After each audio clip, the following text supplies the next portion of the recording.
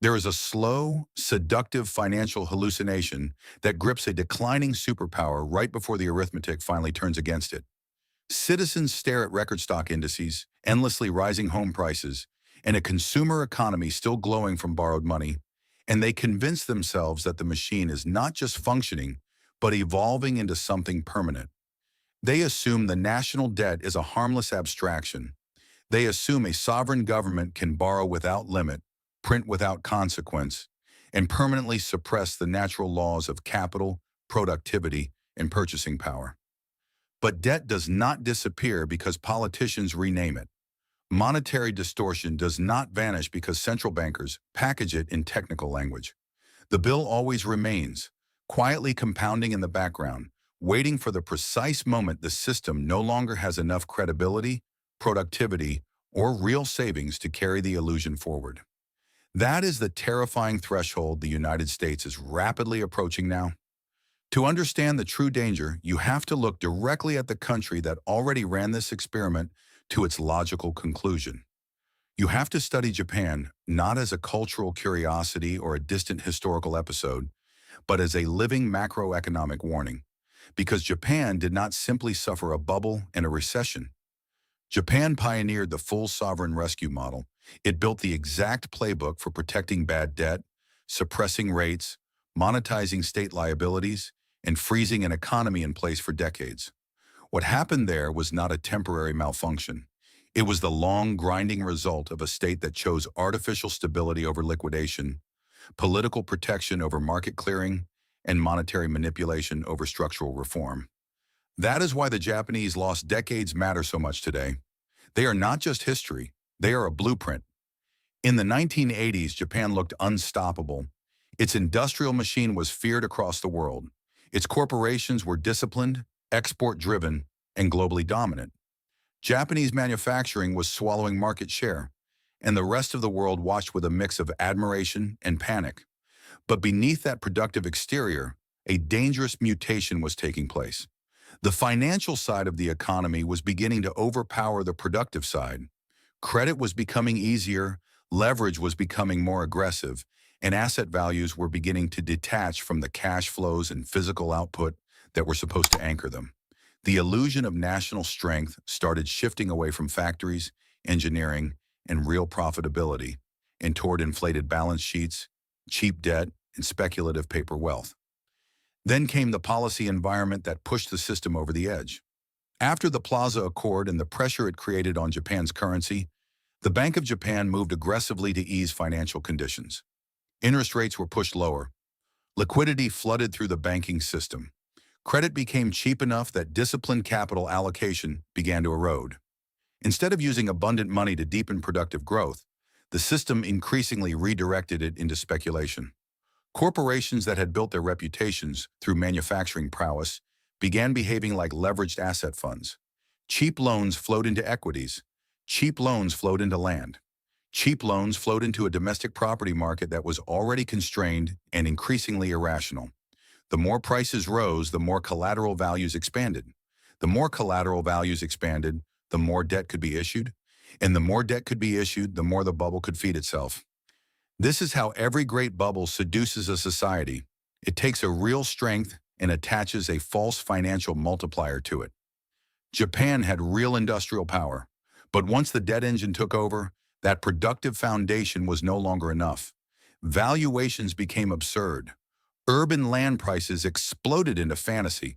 The stock market soared into levels that could only be justified if growth, profits, and confidence continued indefinitely.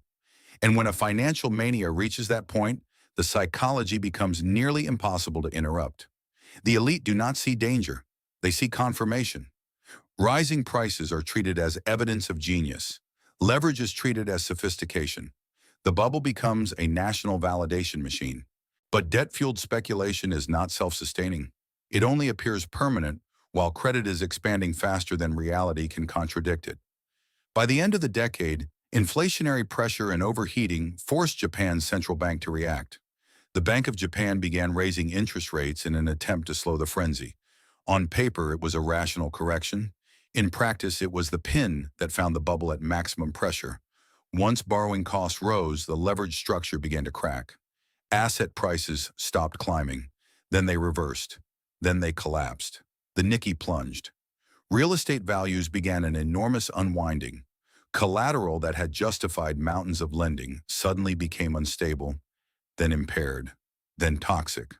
Banks discovered that the assets underpinning their balance sheets were not nearly as solid as advertised. Corporations that had borrowed heavily against inflated values were suddenly trapped. Projects no longer penciled out. Loans could not be cleanly refinanced. Cash flow could not support debt loads built for a permanently rising market. What had looked like extraordinary national wealth was revealed to be leverage resting on exaggerated prices. At that point, Japan faced the defining choice every debt-bloated system eventually faces. It could allow liquidation, force bankruptcies, recapitalize from the rubble, and let bad debt be destroyed. Or it could attempt to preserve the existing structure by socializing the pain and suppressing the visible consequences. The first option would have been brutal but cleansing. The second option felt safer politically, but it was far more destructive over time. Japan chose the second path. Instead of forcing broad recognition of losses, policymakers protected the banks. Instead of allowing insolvent corporations to fail, they enabled them to stagger forward. Instead of clearing toxic debt from the system, they extended and concealed it. Loans were rolled over. Weak companies were preserved. Balance sheets were massaged. The state and the banking sector effectively entered a long-term pact to prevent open collapse, even if that meant sacrificing real dynamism for decades. This was the birth of the zombie economy. Businesses that should have been liquidated were kept alive, not because they were productive, but because the system could not politically tolerate the recognition of failure. That choice changed everything. Once the state decides to protect the structure instead of cleansing it, debt does not vanish. It migrates. Private losses begin moving toward the public balance sheet. The government steps in with spending, support, guarantees, and stimulus in order to cushion the damage that liquidation would have exposed all at once. Deficits rise, sovereign borrowing expands, and because that borrowing would normally drive rates higher, the central bank comes under pressure to intervene more aggressively. This is how a private credit crisis becomes a sovereign debt regime. Japan leaned into that transformation completely. Public spending projects multiplied. Fiscal stimulus became permanent. Rate suppression became policy doctrine. Eventually, zero interest rate policy arrived, followed by quantitative easing and direct bond buying on a historic scale. The central bank became not just a monetary referee, but a structural pillar holding the entire debt architecture upright. Market pricing was no longer allowed to function cleanly because honest pricing would have exposed how weak the system had become. Instead, the state created an artificial environment in which borrowing costs were suppressed, sovereign debt could expand, and the visible symptoms of crisis could be postponed. But postponement is not healing. This is the central lie of sovereign intervention. The government can delay recognition, it can subsidize debt, it can distort bond markets, it can maintain zombie firms and cosmetically stabilize asset prices. What it cannot do is recreate real growth by printing claims on wealth that no longer exists. Japan discovered that the hard way. Growth slowed, productivity weakened, corporate vitality deteriorated. A younger generation entered an economy with less upward mobility, lower dynamism, and diminished confidence in the future.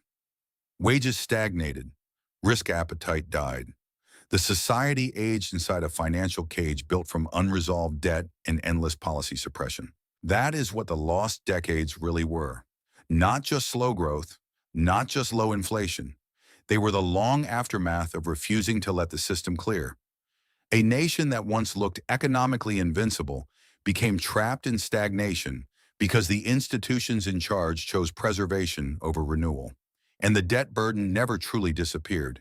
It expanded, hardened, and moved upward until sovereign debt itself became the center of the entire system. By the time Japan's debt-to-GDP ratio surged into levels that would once have been considered unimaginable, the state had already become dependent on extraordinary monetary intervention, just to keep the structure from turning on itself. Now look at the United States, not rhetorically, mechanically, because the same sequence is visible with alarming clarity. America also built a financial superstructure on top of genuine strengths. It had deep capital markets, technological leadership, reserve currency status, and enormous institutional influence. But over time, the productive foundation weakened relative to the financial one. Debt became the preferred answer to slowdown. Asset inflation became the preferred substitute for broad prosperity. The economy learned to celebrate rising paper wealth even as productive resilience, household stability, and long-term affordability eroded underneath. Stocks climbed, housing inflated, consumer debt expanded, government obligations ballooned, and much of the political class behaved as if those trends were proof of strength rather than evidence of mounting fragility. Then came the 2008 financial crisis, America's version of the liquidation test. The system had a choice. It could allow major institutions to fail, force the debt structure to clear, and accept a brutal reset. Or it could rescue the financial core, absorb private losses into the public sphere, and begin the long process of monetary suppression. Like Japan, the United States chose preservation. The banks were protected. The balance sheet damage was backstopped. Interest rates were crushed to zero. Quantitative easing became normal policy. The Federal Reserve expanded its role from monetary authority to systemic stabilizer. Markets learned an incredibly dangerous lesson. Risk would be socialized, and asset prices would be defended when stress became severe enough. That lesson changed investor behavior, corporate behavior, and government behavior all at once. Cheap money does not remain contained. It moves through the system and rewrites incentives. Corporations borrow more because refinancing is easy. Speculation becomes safer because downside appears subsidized. Financial engineering outcompetes productive discipline. Weak firms survive because capital is mispriced. Strong firms learn that leverage boosts returns. The market stops functioning as a harsh allocator of resources and starts functioning as a transmission channel for state-backed liquidity. This is exactly how zombie conditions begin, not through dramatic collapse, but through prolonged distortion. And then the recent decade accelerated everything. Crisis spending exploded. Deficits surged. Central bank interventions scaled into the trillions. The federal debt climbed into territory so large that even discussing repayment became absurd. At that stage, a sovereign system enters a new phase. Debt is no longer just a policy tool. It becomes the core operating condition of the state. The government must issue enormous amounts of new debt simply to sustain existing commitments, refinance maturing obligations, and keep the political machine running. That alone would be dangerous. Combined with inflation, it becomes lethal, because now the United States faces the same trap that defined Japan, only with one enormous difference. America sits at the center of the global reserve system, which means the distortion is larger, the consequences are wider, and the adjustment could be far more violent. If inflation remains elevated, investors demand higher yields to hold sovereign debt. But higher yields immediately raise the government's interest burden across a debt stock already measured in the tens of trillions. The more debt there is, the more sensitive the system becomes to rates. And once interest expense begins devouring fiscal space, every future budget becomes more unstable. Defense, entitlements, infrastructure, discretionary spending, all of it comes under pressure. The debt starts feeding on the state itself. But lowering rates aggressively to ease that burden carries its own catastrophe. If policymakers suppress yields too hard in the face of persistent inflation, they undermine confidence in the currency and in the bond market simultaneously. The more obvious the monetization becomes, the more capital searches for escape. Purchasing power erodes. Real wages suffer. Savers get punished. The public is forced to absorb the adjustment through higher living costs and weaker money. That is the hidden taxation mechanism of the debt spiral. What cannot be honestly paid is diluted. That is why this process is so politically seductive and so socially destructive. Open austerity provokes backlash immediately. Inflationary erosion spreads the pain more quietly. It allows governments to avoid confession while the currency does the work of transferring wealth away from labor, savers, and future generations. The average citizen does not receive a letter explaining that policy failure is consuming their stored effort. They just discover that food costs more, shelter costs more, energy costs more, borrowing costs more, and the distance between income and survival keeps widening. The theft is structural, not theatrical. This is where America now stands. Not at the beginning of the debt era, but deep inside it. The national system has become dependent on rising debt, dependent on asset support, dependent on rate sensitivity, and dependent on a population willing to tolerate gradual economic suffocation as long as the visible machinery keeps moving. That is the late-stage danger. Collapse does not always begin with an explosion. Sometimes it begins with paralysis, decay, and the steady normalization of conditions that would once have been considered intolerable. And just as in Japan, the burden falls hardest on the next generation in the productive middle. Younger households face higher asset prices, weaker affordability, and lower confidence in the future. Savers watch inflation hollow out years of discipline. Workers are told the economy is healthy because the indices are elevated, even as basic life becomes less attainable. Productivity is crowded out by speculation. Innovation is crowded out by incumbency. Real economic mobility is replaced by debt dependence and financial fragility. The final danger is not simply that the government owes too much. It is that the entire system becomes organized around preventing honest repricing. Once that happens, every institution has an incentive to continue the distortion. Politicians need the borrowing. Banks need the support.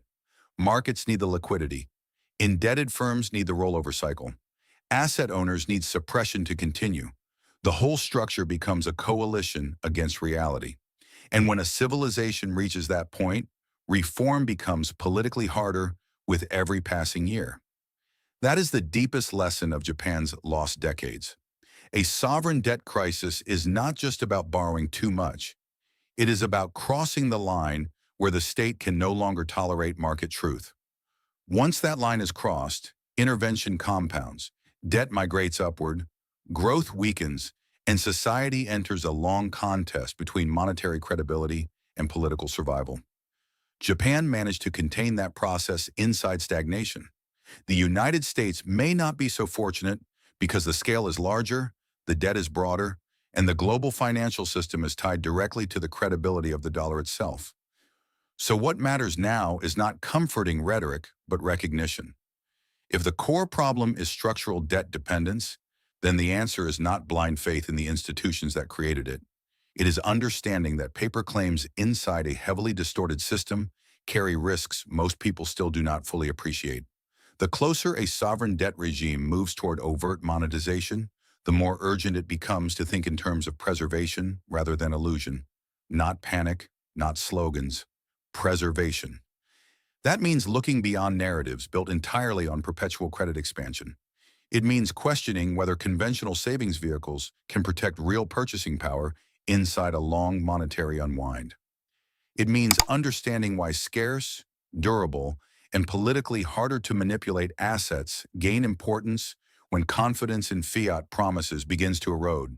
And above all, it means recognizing that the debt spiral does not care about political speeches, media reassurance, or institutional prestige. It responds only to arithmetic. Japan showed the world what happens when a nation chooses managed decay over cleansing collapse.